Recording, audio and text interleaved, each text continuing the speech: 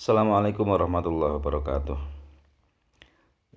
Di tengah gegernya masalah nasab Ba'alawi ya, yang di Indonesia nama organisasinya adalah Rabithah Alawiyah. Ini kan sedang geger, ya kan? Yang pemicunya kan Habib Bahar ya kan.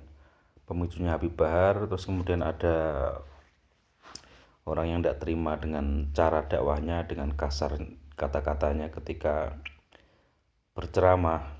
Kemudian ada yang mempertanyakan tes DNA dan sebagainya. Terus kemudian disusul dengan Kiai Imaduddin yang secara ilmiah ya, menemukan data bahwasanya Ba'alawi nasabnya itu terputus selama 500 tahun, itu tidak terkonfirmasi dalam dunia pernasaban internasional.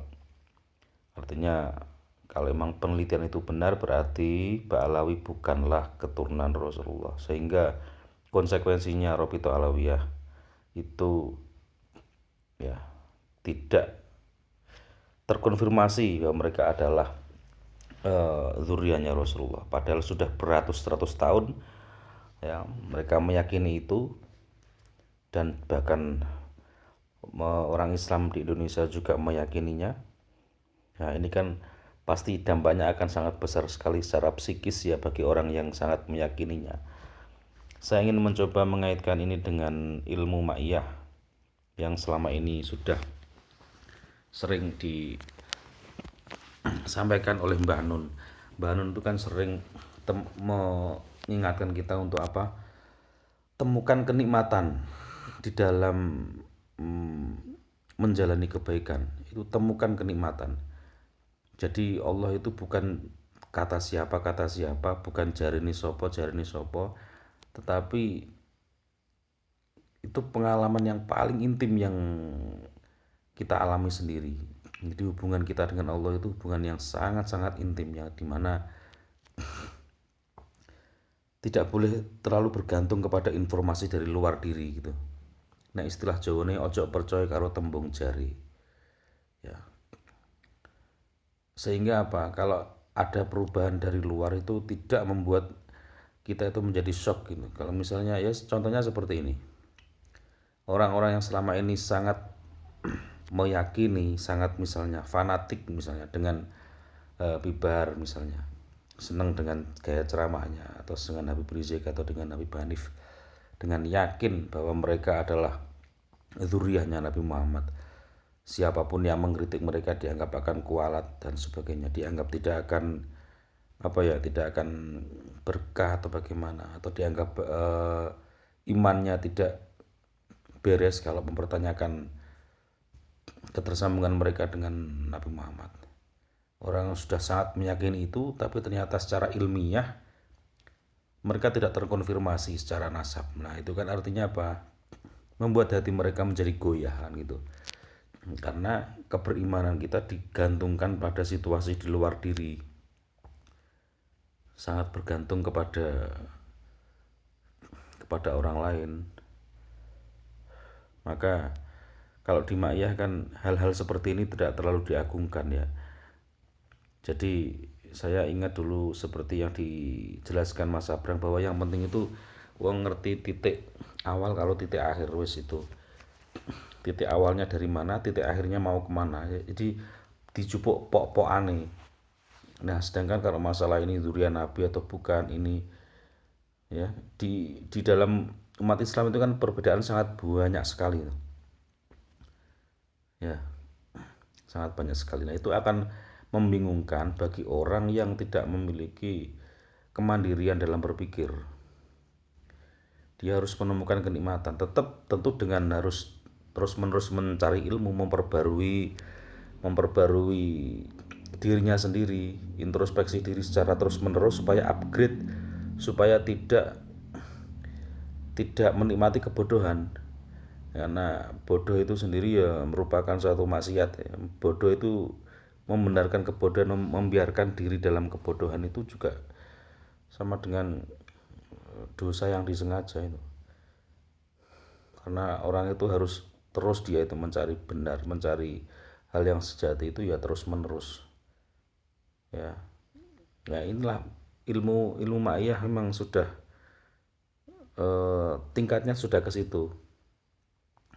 Dia tidak akan terlalu membesar-besarkan sesuatu yang memang seharusnya tidak dibesar-besarkan.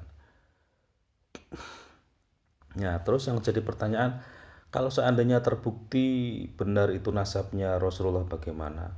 Atau kalau seandainya terbukti bahwa itu mereka Ba'alawi itu tidak terbukti sebagai keturunan Nabi Muhammad bagaimana? Misalnya Hadratus Syekh Hasyim Asy'ari, pendiri Nahdlatul Ulama, kan beliau juga silsilahnya ke atas juga melalui Ba'alawi. Ya, Anda bisa cek saja itu. Banyak tersebar itu tulisan-tulisan tentang nasab beliau. Terus bagaimana orang yang sudah dianggap sebagai kiainya para kiai, ya kan, sudah diyakini sebagai ulama besar gitu. Terus diyakini juga sebagai punya keturunan nasab dengan Nabi Muhammad. Nah, ternyata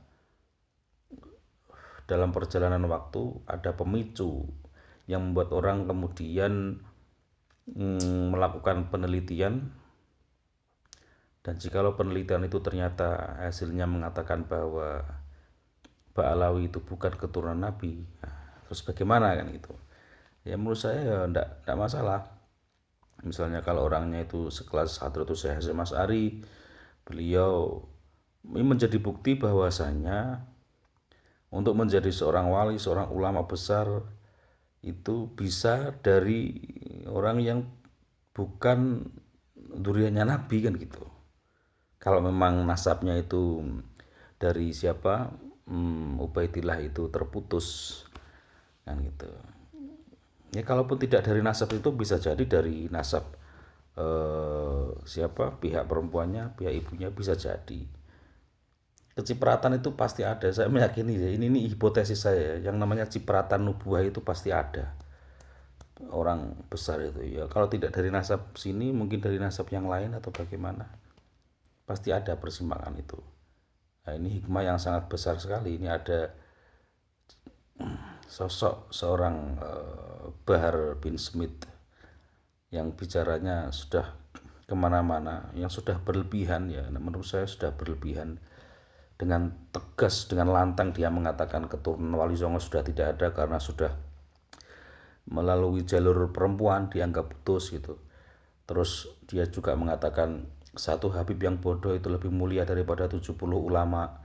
Itu dia juga mengatakan kalau meragukan nasabnya dia, nasabnya Ba'alawi, nasabnya Habib itu sama dengan imannya bermasalah. Nah, itu kan pernyataan-pernyataan yang sangat berlebihan gitu. Dia larinya selalu pada doktrin yang ujung-ujungnya adalah memuliakan dirinya sendiri. Itu sudah sangat berlebihan. Maka saya jadi teringat kasusnya siapa itu,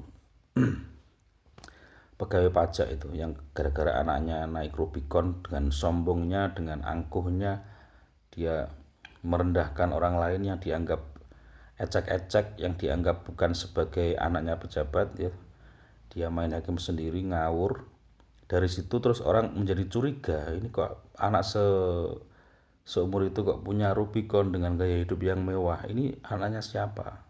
Nah, akhirnya orang itu kemudian tahu, oh ternyata anaknya pegawai pajak. Nah dari situ kemudian kena lah imbasnya, terbongkarlah ya, hal-hal yang selama ini disembunyikan. Wah, ini kok mirip-mirip ini sama kasusnya Bahar bin Smith ini, yang dia secara arogan gitu melampaui batas dalam kata-katanya. Mungkin kalau dia tidak seperti itu ya akan aman-aman saja. Orang tidak akan mempertanyakan ini nasabnya bersambung apa tidak. Orang akan mesti lebih memilih untuk ya sudahlah, percaya saja. Buat apa mengusik atau mempertanyakan nasabnya orang lain. Nah, ini tuh. Tapi karena dia mengaku-ngaku sebagai cucunya Rasulullah dengan caranya seperti itu, kata-katanya berlebihan, offside gitu. Akhirnya orang bertanya-tanya, mosok saya keturunan Rasulullah kok seperti ini.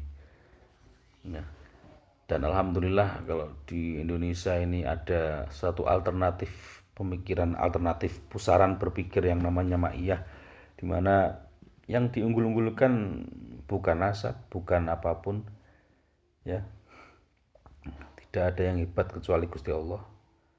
Sudah, jadi sejak awal kita sudah terlatih, orang ma'iyah terlatih untuk sumeleh dengan hal itu. Ya, tidak perlu keras kepala membela sesuatu yang ternyata tidak memiliki bukti yang valid gitu, buat apa juga. Ya.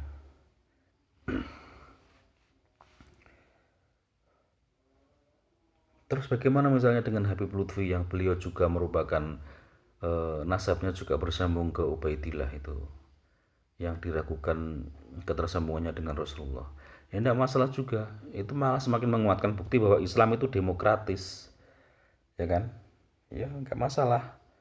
Bukti kalau misalnya ternyata Habib Lutfi bukan turunan Rasulullah loh ya, berarti Islam demokratis, Allah itu demokratis, ya, untuk memberikan kebaikan itu bisa kepada siapapun, tidak eksklusif kepada keturunan Rasulullah saja,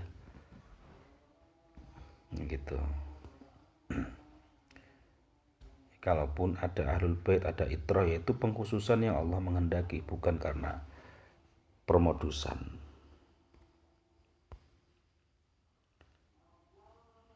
Assalamualaikum warahmatullahi wabarakatuh. Allahumma sholli ala Muhammad.